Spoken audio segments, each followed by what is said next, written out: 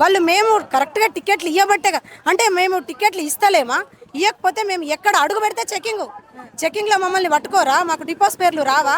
మేము దునియా 50 మంది ఎక్కే దగ్గర 150 మందిని ఎక్కించుకొని టికెట్ ఇష్యూ చేస్తున్నాం మేము. ఒకప్పుడు 5,000 కలెక్షన్ తెస్తే మా సిఐలు డిఎంలు మా క్లాప్స్ కొట్టేది. ఇప్పుడు 30,000 కలెక్షన్ తెస్తున్నాం. దాంతో 30,000 రూపాయలు, 25,000 రూపాయలు మేము తెస్తున్నాం. అంటే ఇప్పుడు వాళ్ళకు టికెట్ ఇస్తున్నామంటే మేము డబ్బులు తెస్తున్నట్టే కదా. అది ఎక్కడ పోతుంది? అది కూడా ఇప్పుడు సీఎం రేవంత్ రెడ్డి సార్ ఇస్తున్నాడు కదా.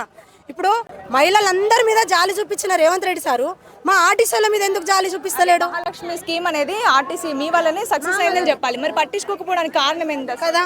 అదే కదా మాకు బాధాకరమైన విషయం ఏంటంటే, నువ్వు మహాలక్ష్మి స్కీమ్ అనేది ఎవరి ద్వారా పెట్టినావు? మేము ఉన్నామని మాకు ఆర్టీసీ డ్రైవర్ కండక్టర్లు ఆర్టీసీ ఉంది అనే కదా నువ్వు అంత ధైర్యంగా మహాలక్ష్మి స్కీమ్ పెట్టుకున్నావు. అది ఎవరి వల్ల సక్సెస్ అయింది? మాతోనే కదా సక్సెస్ అయింది.